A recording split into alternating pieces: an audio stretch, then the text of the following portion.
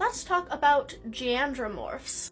Gynandromorphs are quite an interesting biological phenomenon where an organism has both female and male sex characteristics and features that present almost equally across the individual. Now, this is almost exclusively seen in invertebrates like insects and crabs and other crustaceans, as well as in birds like this one, the northern cardinal. Now, this one, as you can see up here, is pretty much an even split of female, the kind of beige feathers, and male, the kind of red feathers. This is called a bilateral gynandromorph, where basically the female and the male halves are split essentially evenly down the center. One that's very easily noticeable is in butterflies, where it's actually not that uncommon. Here you can see a type of butterfly, again with one wing presenting male, one wing presenting female. While the bilateral gynandromorphs are the kind of most well-known and the most common with that even split, there are also other types. You can see this butterfly up here is called a mosaic gynandromorph, where there's kind of bits and pieces from the male and female presenting stuff in kind of a bunch of places. Those blue bits, as far as I'm aware, are the female, and the more yellow and black bits are the male presenting areas. As you can see, there's bits of blue and yellow kind of splattered throughout the butterfly instead of there being kind of a neat, even split. This one, you can see the comparison quite easily with the male, the female, and the split right down the middle. You can see how one side looks pretty much exactly like the male and the other looks pretty much exactly like the female. Now, there's no one exact cause for why an individual would be kind of born a gynandromorph.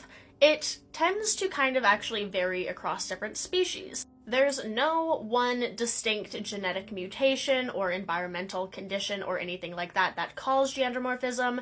It just kind of depends. But the main thing is that it involves the sex hormones and the sex chromosomes. A likely cause of this is that during development of the embryo and the initial cells and everything, there is an error when the cells are dividing during mitosis, resulting in the sex chromosomes not being divided and separated properly. This would likely cause all of the male, female, other, etc. differentiation to be kind of all screwed up and results in a bilateral or mosaic or whatever gynandromorph, where it has pretty much usually an even split of male and female characteristics. Now, this is also a distinct thing that is different than chimerism. A chimera, on the surface, could kind of look similar. It has two very distinct separate traits. However, that is due to an entirely different cause. Chimerism is caused when two fertilized embryos actually fuse together into one kind of mega fertilized cell, and then there's genetics from both individual cells fused together in one, resulting in kind of a different pattern of traits exhibited due to the two different sets of genetics. On the surface, chimerism and gynandromorphism can kind of present relatively similar, with two distinct sets of features from two different sources. However, chimerism is from when two distinct individual cells fuse and kind of combine their genes from two separate organisms, or what would be two separate organisms. And gynandromorphism is the same cell, same set of genetics, there's no fusion or anything, it's just kind of the sex chromosome differentiation gets a little bit screwy, and that results in a mix of male and female traits being expressed at the same time.